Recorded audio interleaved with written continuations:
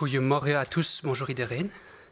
Nous allons commencer cette conférence de presse, cette 121e conférence de presse, par un état des lieux des chiffres, et c'est donc le docteur Ivan Latham qui va débuter aujourd'hui.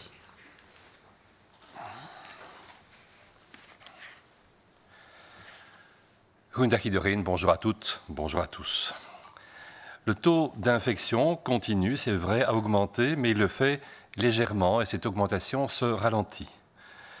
Cette tendance donc à la hausse qui nous a fait un peu frémir semble donc s'apaiser. Et on a aussi une certaine stabilité au niveau des hospitalisations et des décès. Ceci est actuellement une relativement bonne performance quand on la compare à celle de nos voisins européens, mais il ne faut pas se cacher que ce chiffre reste encore élevé, trop élevé pour les différents paramètres. Si on s'intéresse, première diapositive, au nombre de nouveaux cas, nous avons eu en moyenne 2523 nouveaux cas par jour par rapport aux 7 derniers jours. Ceci est donc une augmentation, mais qui est une augmentation de 7%. Il y a une semaine encore, cette augmentation était 2 fois plus importante. Nous sommes en train d'entrer maintenant, pendant cette semaine-ci et la semaine suivante, dans une période où effectivement nos contacts professionnels, nos contacts à l'école, globalement, sont diminués par les vacances. Et donc c'est un moment particulièrement important, on l'a déjà dit, mais je pense qu'il faut dire et redire certaines choses pour que le virus diminue sa circulation et que nous n'ayons pas, en cette occasion, l'opportunité de lui donner de nouveaux ponts vers des structures sociales, familiales où il n'a pas encore pénétré. Il faut éviter effectivement de rencontrer de manière trop importante des personnes que nous n'avons peut-être pas vues depuis un certain temps et dans lesquelles l'infection ne s'était pas encore installée. Il faut donc éviter que ces chaînes de transmission, ces nouvelles chaînes ou ces nouveaux ponts puissent s'installer et que le virus en profite. L'augmentation des cas dont on vient de parler, peu importante mais qui existe, est présente, comme vous le voyez, dans globalement toutes les régions. La région dans laquelle l'augmentation est la plus importante est celle de Bruxelles-Capitale, cette fois-ci, avec un rebond de 20%, alors qu'en Flandre, il a été de 8% et en Wallonie de 2%. Sur la carte que vous avez devant vous, on voit les différentes provinces. Et au niveau des provinces, les augmentations les plus élevées, on le voit aussi, sont dans la province d'Anvers et dans la province de Namur, toutes les deux avec 15% d'augmentation.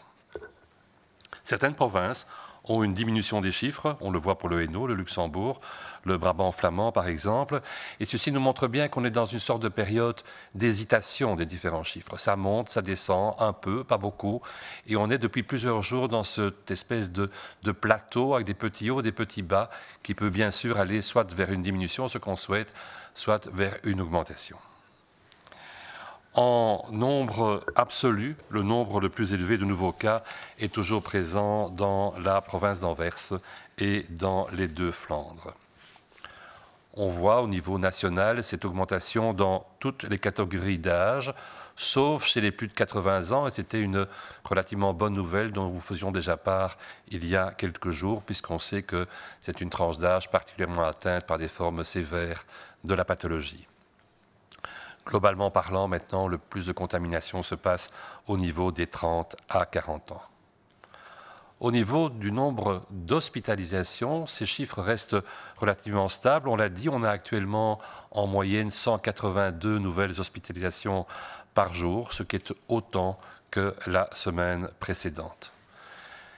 Il faut cependant noter qu'au niveau des hospitalisations, il y a des variations très importantes d'une province ou d'une région à l'autre. Et globalement parlant, on peut dire que les chiffres ont malgré tout ainsi augmenté la semaine dernière, parfois de manière significative, de 29% pour Liège. On avait déjà fait part de ceci il y a quelques jours, et de 4%, peu de choses, pour Bruxelles. Globalement, ceci nous amène à avoir actuellement hospitalisé 2500 patients, avec 539 d'entre eux au niveau des soins intensifs. Par rapport à la semaine précédente, ceci est toujours 8 à 9% de patients en moins. Au niveau des décès, nous déplorons malheureusement toujours un nombre de décès relativement stable, en l'occurrence actuellement 91 décès par jour. C'est 3% de moins que la semaine précédente, mais là aussi, on le voit, la courbe est relativement sur un plateau. Alors, le thème qu'on voulait aborder avec vous aujourd'hui, c'est celui des résultats de la 5e enquête de santé de Cienzano. Vous savez que ces enquêtes sont menées régulièrement depuis le début de la pandémie et celle-ci a eu lieu du 3 au 11 décembre. Une fois de plus, près de 30 000 personnes ont participé volontairement en donnant leur avis, leur ressenti sur leur santé mentale, sur leur santé sociale, sur les charges financières qu'ils pouvaient avoir, sur leur adhésion aux mesures et sur leur confiance dans les mesures prises par les autorités. Dans le contexte très particulier de cette fin d'année qui précède de quelques semaines le début de la vaccination, il a été introduit aussi des questions concernant l'impact et le ressenti de la population par rapport à cette vaccination. À ce niveau, plutôt des bonnes nouvelles puisque 60% de la population qui a répondu se déclare en faveur de la vaccination et déclare vouloir se faire vacciner. 25% hésitent et 15% ne souhaitent pas être vaccinés. Ces 60% qui sont d'accord avec la vaccination, c'est 10% en plus que la précédente enquête et donc c'est un point réellement favorable. C'est tout spécialement au niveau des jeunes de 18 à 24 ans que ces chiffres ont fortement bougé, puisque la proportion d'entre eux qui se déclarent prêts à se faire vacciner est ainsi passée de 47% en septembre à 62% actuellement. La motivation principale des gens pour se faire vacciner est celle d'aider ainsi un retour à la vie normale. Les principales craintes qu'ils expriment sont les craintes, je dirais presque bien sûr, des effets secondaires immédiats, mais des éventuels effets secondaires à long terme. Je pense qu'il est important ici de rappeler que les effets secondaires des vaccins se produisent dans 95% des cas en ayant les 6 semaines et que les vaccins qui vont commencer à être administrés ont tous été étudiés sur des populations qui avaient reçu le vaccin depuis au moins 2 mois, donc plus que les fameuses 6 semaines dont je viens de vous parler. 90% de la population qui a répondu concernant la vaccination estime que les professionnels de santé doivent être parmi les premiers ou les premiers à être vaccinés, suivis des personnes qui ont plus de 65 ans ou dont la santé globalement pose un problème et un risque par rapport à l'infection Covid. À côté de cet aspect de la vaccination qui je trouve est plutôt prometteur et montre que vous avez compris l'impact que ce vaccin peut avoir tant sur la santé que sur la structure et la vie sociale, il y a d'autres aspects qui sont effectivement, comme on pouvait le craindre, moins bons que précédemment. Et ce sont les aspects de la santé sociale et mentale. On constate que ces différents indicateurs évoluent de concert avec les mesures qui sont prises depuis le début de la crise en mars de cette année. 2 tiers des gens, en l'occurrence 64% de ces personnes de plus de 18 ans, sont insatisfaites de leurs contacts sociaux. Et ceci a pratiquement doublé depuis l'enquête qui avait été faite en septembre, où c'était 35% des gens qui étaient insatisfaits. Il faut rappeler qu'effectivement, en septembre, on succédait à des mois d'été dans lesquels beaucoup plus de choses étaient permises que ce qui le sont dans cette période de confinement. 40% des gens se sentent peu soutenus sur le plan social, et ceci est une augmentation de 10% par rapport à l'estimation du mois de septembre. Les troubles anxieux et dépressifs ont également augmenté. Ils s'élèvent désormais à 23 et 20% et sont plus fréquemment rencontrés que dans les enquêtes de juin et de septembre. On remarque qu'il y a des fluctuations pour les troubles anxieux, principalement en fonction de l'évolution du nombre de contaminations. On est inquiet pour sa santé lorsqu'on voit, entre autres, que les contaminations augmentent. Et qu'il y a une fluctuation des troubles dépressifs, plus eux par rapport aux mesures restrictives, souvent prises par le gouvernement en fonction justement de l'augmentation des cas dans la société. Et donc, ces deux types de troubles fluctuent en fonction de deux paramètres qui sont eux aussi interconnectés. Plus de cas égale plus de restrictions, je dirais pratiquement bien sûr. Cette cinquième enquête s'est aussi penchée sur les habitudes de consommation de la population, et de consommation au sens extrêmement large du terme. Si on s'intéresse aux consommations de boissons alcoolisées, on se rend compte que la moitié des personnes n'ont pas modifié leur consommation, que 20% l'a augmenté, mais que 30% l'a diminué, ce qui est un point favorable. Que pour le tabac, 40% des gens ont augmenté leur consommation de tabac, mais que 20% fument moins actuellement.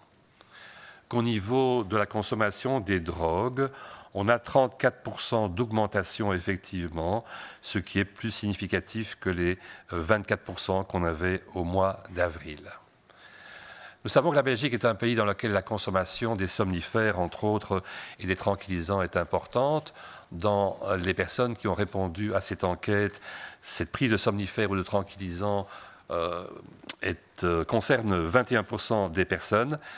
Parmi celles-ci, 42% ont soit commencé, soit augmenté cette consommation depuis le début de la crise Covid. On s'en doutait, la population jeune, 18 à 24 ans ici, est la plus vulnérable sur le plan psychosocial. Heureusement, dans le contexte actuel, la consommation dans cette population au point de vue de l'alcool, au point de vue du tabac et au point de vue des drogues a globalement diminué. Ça, c'est un point bien sûr favorable. Je dirais malheureusement, le prix à payer, c'est que la prise de somnifères et de tranquillisants est en hausse. Comme est en hausse, et ça ce n'est pas forcément négatif, le remploi des réseaux sociaux et d'Internet, comme est en hausse, ça ce n'est probablement négatif, la pratique des jeux de hasard.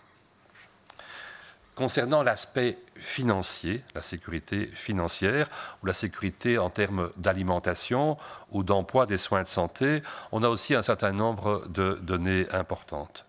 11% de la population, donc une personne sur 10 à peu près, a craint de manquer de nourriture au cours des 3 derniers mois. Et 6% a effectivement manqué de nourriture pendant cette période.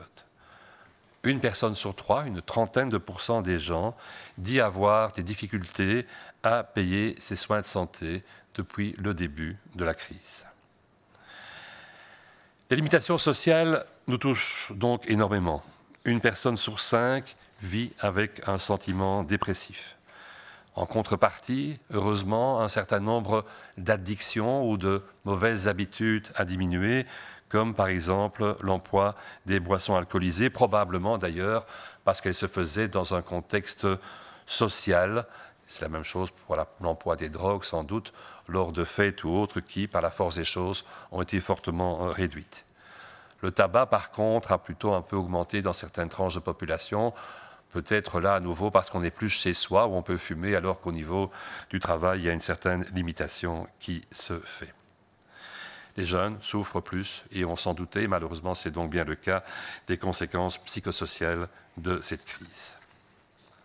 L'ensemble de ces résultats, très détaillés comme vous l'avez entendu, et il y en a encore plus, est disponible sur le site de Sciensano. Alors après tous ces chiffres un peu secs, mais qui montrent la difficulté avec laquelle nous devons encaisser les mois de crise que nous avons dans le dos, quelques paroles en cette avant-veille de Noël. Que vous soyez croyants ou non croyants, nous vous souhaitons de tout cœur les meilleurs moments possibles dans ces circonstances pour le moins très particulières. Je pense que le mieux qu'on puisse dire, c'est que offrez à vos proches et à vos amis ce qui est finalement le plus important, et on l'a encore rappelé, c'est la santé. Et vous savez ce qu'il faut faire, vous savez surtout ce qu'il ne faut pas faire pour que ce vœu puisse s'exaucer. Merci.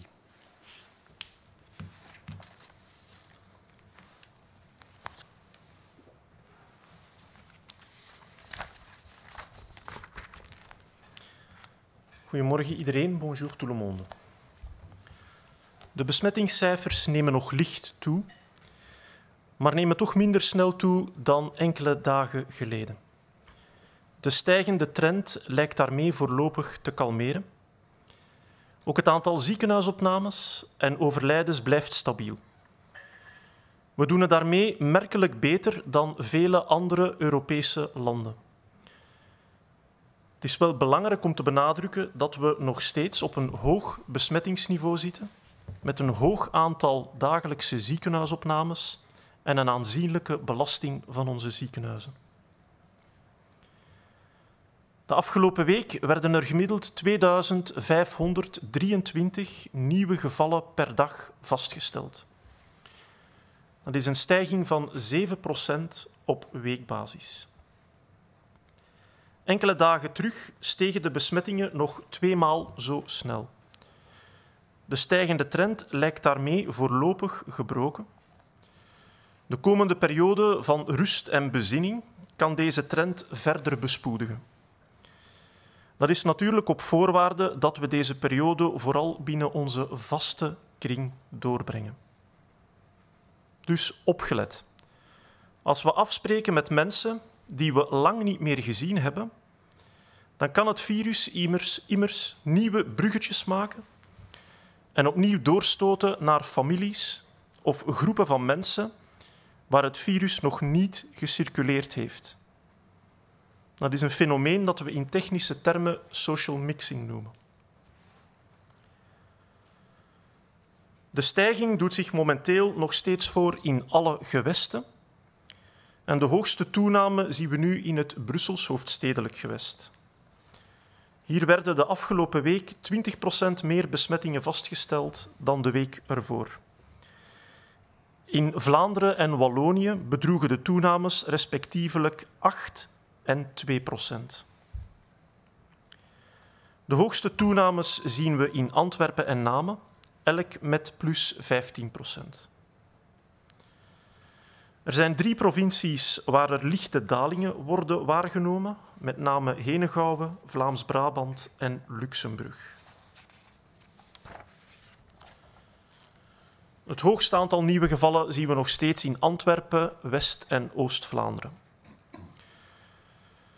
De toenames over het algemeen vinden nog altijd plaats bij alle leeftijdsgroepen, behalve bij de 80-plussers. De meeste besmettingen concentreren zich bij de 30ers en 40ers. De nieuwe ziekenhuisopnames blijven constant. Verleden week waren er gemiddeld 182 nieuwe ziekenhuisopnames per dag en dat is evenveel als de week ervoor. Er zijn wel nog belangrijke regionale verschillen. In Luik, Luxemburg, Oost-Vlaanderen, Waals-Brabant en Brussel stijgen de cijfers wel nog, gaande van 29% meer ziekenhuisopnames in Luik tot 4% meer in Brussel. Er liggen nu 2560 COVID-patiënten in het ziekenhuis, waarvan 539 op intensieve zorgen. Deze cijfers blijven traag, maar gestaag naar beneden gaan. Ook al zijn er soms momenten waar het aantal nieuwe ziekenhuisopnames opnieuw even toeneemt. Ten opzichte van vorige week liggen er nu 8 tot 9% minder mensen met COVID in de Belgische ziekenhuizen. Ook de overlijdens stagneren verder. Gemiddeld vielen er de afgelopen week elke dag 91 overlijdens per dag te betreuren. En dat is 3% minder dan de week ervoor. Vervolgens zouden we u resultaten willen presenteren van de 5e COVID-gezondheidsenquête. Die resultaten zullen vandaag ook gepubliceerd worden op de website van Sciensano. Deze enquête vond plaats begin december, tussen 3 en 11 december.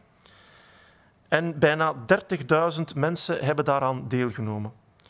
Zij hebben hun mening gegeven over hun geestelijke en sociale gezondheid, de financiële toegankelijkheid van de gezondheidszorg, het naleven van de maatregelen en het vertrouwen in de autoriteiten. Aangezien de vaccinatie tegen COVID binnenkort van start gaat, hebben we ons ook deze keer op vaccinatie gefocust. We kunnen beginnen met relatief goed nieuws. 60% van de bevolking zegt bereid te zijn om gevaccineerd te worden, zodra het vaccin beschikbaar is. En dat is een stijging van 10% ten opzichte van de vorige enquête. 1 op 4, of 25%, aarzelt voorlopig nog. En 15% van de bevolking geeft aan niet gevaccineerd te willen worden. Het aantal jongeren tussen 18 en 24 jaar dat zich wil laten vaccineren is ondertussen wel sterk gestegen in vergelijking met de vorige enquête. Gaande van 47% in september naar 62% in december. De belangrijkste motivatie om zich te laten vaccineren is het verlangen om terug te keren naar het normale leven. De belangrijkste reden van twijfel, of de belangrijkste reden om zich tout court niet te laten vaccineren, is de angst voor de mogelijke bijwerkingen en het gebrek aan kennis over de effecten op lange termijn. Mensen zijn het verder over het algemeen eens met de prioriteiten die de overheid gesteld heeft voor de vaccinatiecampagne. 90% van de bevolking is akkoord dat de gezondheidswerkers als eerste aan bod moeten komen voor een vaccin, samen met de hoogrisicopersonen, omwille van ziekte of ouderdom. Met onze sociale en geestelijke gezondheid gaat het jammer genoeg minder goed dan vroeger. Onze sociale gezondheid gaat achteruit in functie van de verschillende maatregelen die sinds maart zijn genomen om het coronavirus te bestrijden. Het aantal mensen dat ontevreden is met zijn of haar sociale contacten is bijna verdubbeld. Het gaat om 64% van de mensen in vergelijking met 35% in september. Dat is natuurlijk logisch, want sindsdien is het toegelaten aantal dichte contacten ook sterk beperkt. Het is natuurlijk ook jammer, maar dit blijft wel een van de meest effectieve maatregelen om het virus te bestrijden. 40% van de mensen zegt weinig sociale steun te voelen. En dat is een stijging van 30% tegenover september.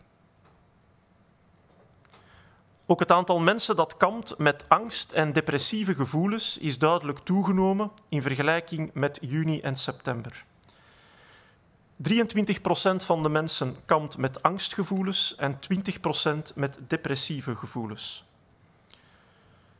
Uit onze monitoring blijkt dat angststoornissen fluctueren in functie van het aantal COVID-besmettingen, terwijl depressieve gevoelens vooral lijken af te hangen van de beperkende maatregelen. Er werd in deze enquête ook gepeild naar een aantal consumptiegewoonten binnen de bevolking. De helft van de gebruikers van alcoholische dranken zegt dat ze hun consumptiegedrag niet hebben veranderd in vergelijking met de periode voor de crisis. 29% geeft aan minder te drinken en 20% zegt meer te drinken dan voor de crisis.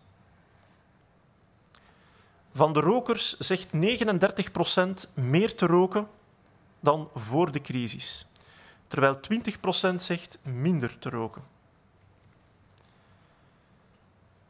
Het aantal druggebruikers dat meer drugs gebruikt is toegenomen, gaande van 23,5% in april tot 34,5% in december.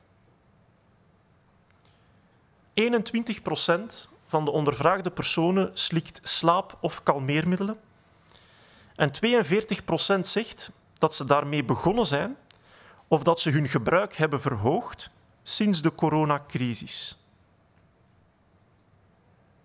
Verder blijkt ook dat jongeren van 18 tot 24 jaar een van de meest kwetsbare groepen zijn voor deze psychosociale crisis. Hun gebruik van alcohol, tabak en verdovende middelen is over het algemeen wel afgenomen. En waarschijnlijk is dat omdat men niet meer of nog heel weinig uitgaat. Terwijl het gebruik van slaap- of kalmeermiddelen is toegenomen. Daarnaast wordt er ook meer gebruik gemaakt van sociale netwerken en internet, wat op zich natuurlijk geen slechte evolutie is, maar jammer genoeg ook van goksites. Betreft de financiële zekerheid op het gebied van voedsel en gezondheidszorg vallen enkele cijfers erg op. 11% van de bevolking vreesde dat ze de afgelopen 3 maanden zonder voedsel zouden komen te zitten. En 6% zat in deze periode ook effectief zonder voedsel. 1 op 3 mensen in België zegt tijdens deze crisis moeite te hebben met het betalen van hun gezondheidszorg. Samengevat kunnen we stellen dat de sociale beperkingen de mensen duidelijk zwaar vallen. 1 op 5 mensen kampt met depressieve gevoelens. Opvallend is wel dat een deel van de mensen minder drinkt. Waarschijnlijk gaat dit om de sociale drinkers. En ook een deel geeft aan meer te roken. Waarschijnlijk omdat men meer thuis verblijft. Opvallend veel mensen, namelijk 1 op 5, slikt kalmeer- of slaappillen. En jongeren lijden opvallend vaker onder de psychosociale gevolgen van deze crisis. Alle resultaten van deze enquête kunt u verder raadplegen op de website van Sciensano. En dan rest mij tenslotte enkel nog om u een aangename en fijne kerst te wensen. Dank u voor uw aandacht.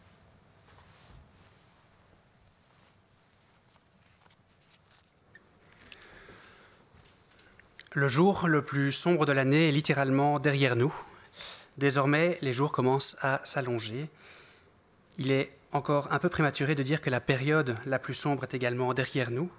La perspective concrète du vaccin est prometteuse. Toutefois, cela ne signifie pas que nous pouvons considérer clos ce chapitre de notre histoire, même si nous le voudrions tous.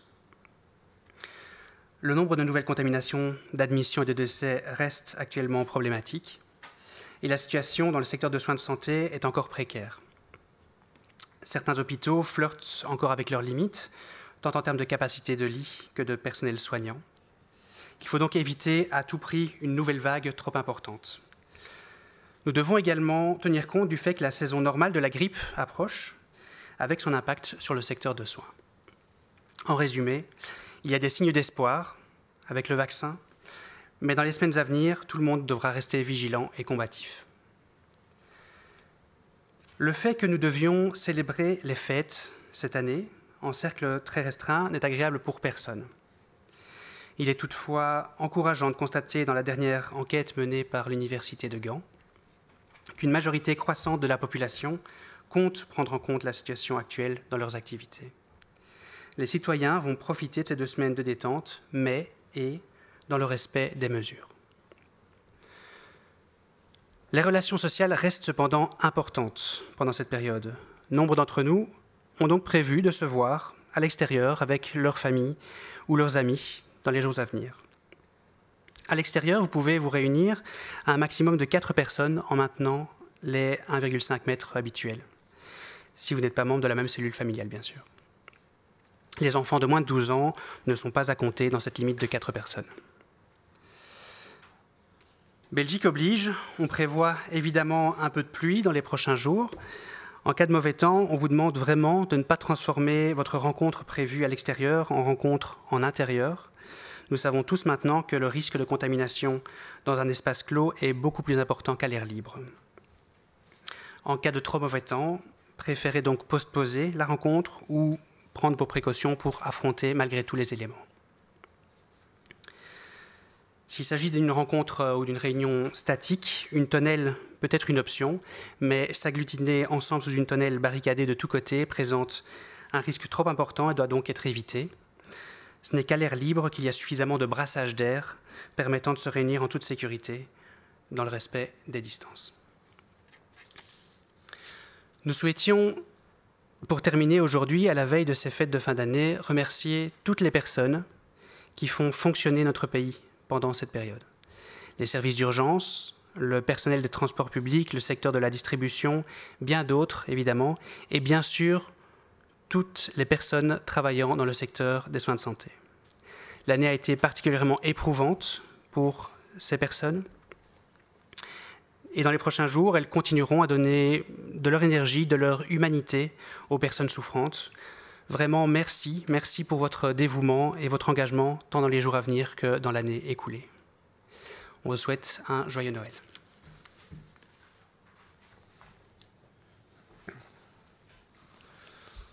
Goedemorgen. De donkerste dag van het jaar ligt letterlijk achter ons. Vanaf nu beginnen de dagen te lengen. Het is echter nog iets te voorbarig om te stellen dat ook figuurlijk de donkerste periode achter ons ligt. Het concrete vooruitzicht van het vaccin is heel hoopvol. Dit wil echter niet zeggen dat we dit donkere hoofdstuk nu definitief achter ons kunnen laten. Het aantal nieuwe besmettingen, opnames en overlijdens blijft hoog, te hoog. Tevens is de situatie in de zorgsector nog steeds heel precair. Vele ziekenhuizen flirten met hun limiet, en dit zowel qua beddencapaciteit als zorgpersoneel. De marges blijven klein in de ziekenhuizen. Een nieuwe, zware golf moet dan ook absoluut worden vermeden. Tevens moeten we rekening houden met het feit dat het normale griepseizoen ook voor de deur staat. Kortom, er zijn met het vaccin hoopvolle signalen, maar de komende weken zal iedereen waakzaam moeten blijven. Het feit dat we eenmalig de feestdagen in heel beperkte kring moeten vieren, is niet aangenaam voor niemand. Bemoedigend is echter dat uit een onderzoek van de Universiteit van Gent blijkt dat de overgrote meerderheid bereid is om zich aan deze beperkingen te houden. Mensen gaan de feestdagen gezellig doorbrengen, maar met respect voor de maatregelen. Sociale contacten blijven echter belangrijk in deze periode. Vele mensen hebben dan ook plannen gemaakt om de komende dagen buiten af te spreken met familie of vrienden. Buiten mag je met maximum 4 personen samenkomen. Hierbij moet je steeds de regel van de social distancing respecteren. In tegenstelling tot de regels rond het knuffelcontact tellen kinderen onder de 12 jaar niet mee als je buiten afspreekt. De komende dagen wordt er echter regen voorspeld. Stel uw plannen bij slecht weer uit naar een later moment of trek aangepaste kleding aan. Het belangrijkste is dat je niet binnen afspreekt. We weten immers dat de kans op een besmetting in een huiselijke sfeer vele malen groter is dan in de open lucht. Dicht bij elkaar kruipen in een slecht geventileerd tentje heeft hetzelfde risico als binnen afspreken en moet dan ook worden vermeden. Enkel in de open lucht is er voldoende ventilatie om op een veilige manier met maximum 4 mensen samen te komen. Maar het blijft belangrijk om ook hier de fysieke afstand te respecteren. Tot slot willen we alle mensen bedanken die ook tijdens deze kerstperiode zorgen dat ons land blijft draaien. Onder andere de hulpdiensten, personeel van het openbaar vervoer, de retail en de distributiesector. En uiteraard alle mensen in de zorgsector. Het was voor de mensen in de zorgsector een enorm zwaar jaar. En ook de komende dagen zullen er voldoende zorgende handen aan het bed staan, klaar om de nodige hulp te verstrekken. Dank voor jullie inzet en engagement van het afgelopen jaar en van de komende dagen. Ik wens tot slot iedereen een prettig kerstfeest en hou het vooral veilig. Dank u wel. En kunnen we nu overgaan tot de vragen van de journalisten. Is de nieuwe vorm van het coronavirus dat zich ontwikkelt in Groot-Brittannië makkelijker overdraagbaar bij kinderen? Wel, ik kan daar heel duidelijk over zijn. Er is geen bewijs dat kinderen meer vatbaar zijn voor deze nieuwe variant van het virus die voor het eerst werd vastgesteld in het Verenigd Koninkrijk. Ik wil daarbij ook nog even benadrukken dat wanneer men een snelle stijging in de besmettingscijfers ziet, dat meestal te maken heeft met het gedrag en de sociale contacten van mensen, ongeacht de variant van het virus. Dat is een patroon dat we in heel veel landen al gezien hebben. In het Verenigd Koninkrijk heeft men in het zuidoosten van Engeland, waar die variant gerapporteerd werd, voor het eerst beschreven werd, vastgesteld dat er een snelle stijging was in het aantal gevallen. En men vindt die stijging vooral bij de mensen onder de 60 jaar. Opnieuw, dat is een vrij normaal patroon wanneer je in het begin van een uitbraak zit, wanneer je in het begin van een grote golf zit. Dan zie je dat het virus eerst fors circuleert onder het actieve deel van de bevolking. Dat hebben we ook in België gezien. Het is pas na enkele weken dat het virus ook begint door te stoten naar oudere generaties. Ook in België hebben we gezien dat wanneer er veel virus circuleert in de bevolking, je ook veel gevallen ziet bij de schoolgaande kinderen en in de scholen. In België was dat de voorbije weken meer het geval in Wallonië dan in Vlaanderen. In Wallonië was er ook een veel intensere circulatie van het virus.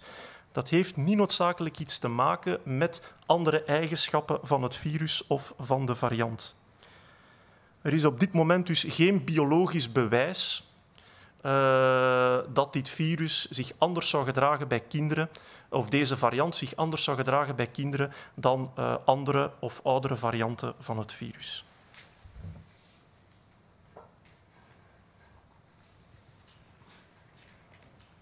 La nouvelle forme de coronavirus qui se développe en Grande-Bretagne serait-elle plus transmissible chez les enfants?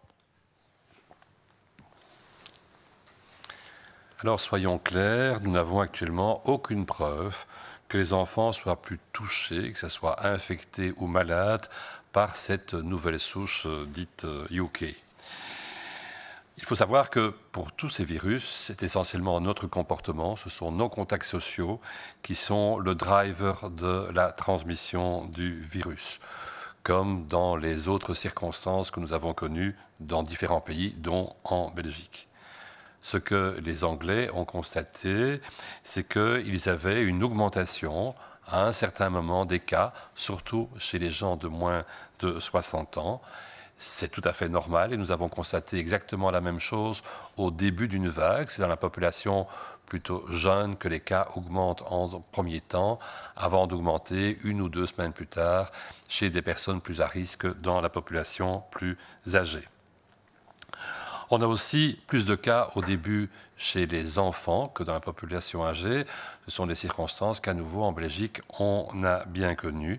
Ça n'a rien à voir de spécifique avec l'une ou l'autre variante, que ce soit la variante UK ou d'autres variantes espagnoles ou autres qu'on a pu connaître depuis le début de cette pandémie.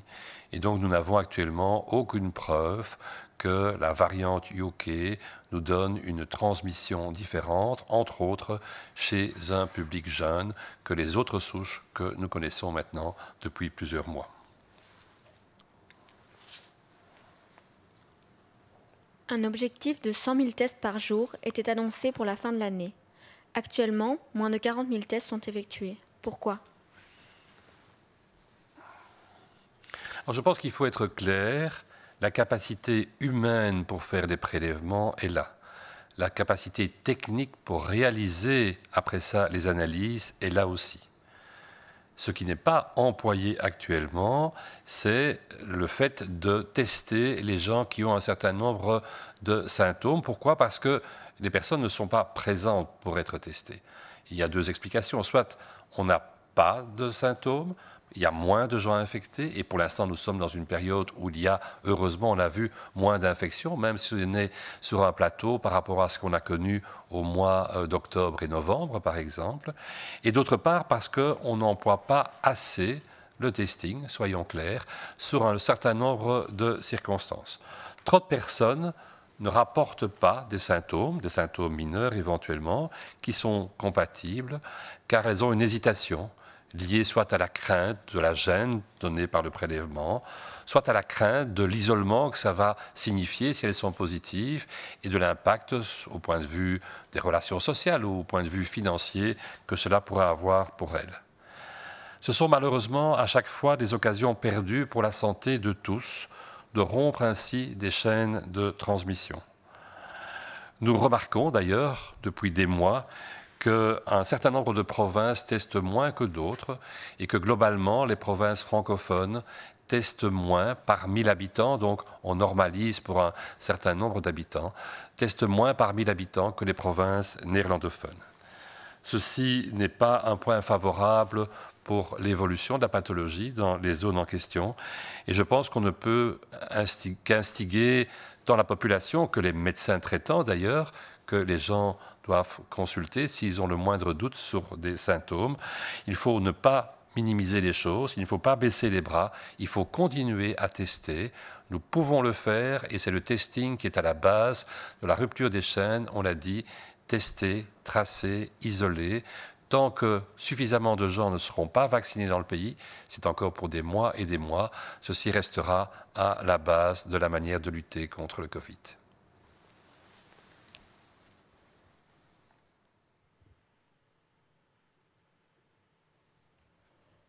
Er was een doel van 100.000 tests per dag tegen het eind van het jaar aangekondigd.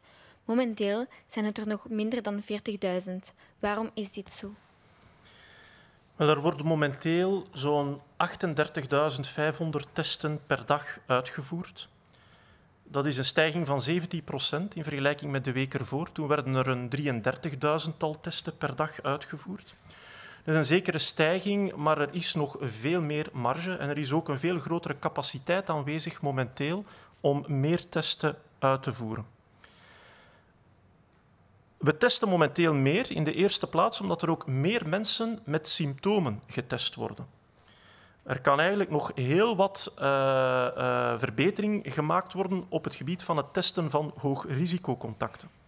Cruciaal daar is natuurlijk wel dat mensen al hun hoogrisicocontacten doorgeven en dat die dan vervolgens ook getest worden. Verder zal er in de toekomst ook meer ingezet worden op het testen van reizigers. We zien ook dat in sommige delen van het land er een zekere testmoeheid begint op te treden. Het is opvallend dat in een aantal Waalse provincies er verhoudingsgewijs een pak minder testen worden uitgevoerd per 100.000 inwoners. Ik denk dat het belangrijk is dat er blijvend wordt ingezet op het goed sensibiliseren van de bevolking en ook van de artsen om te blijven testen. We mogen niet vergeten dat het uitvoeren van testen een van de belangrijkste pijlers is om de verspreiding van het virus te stoppen. Goed, dat waren alle vragen van de journalisten.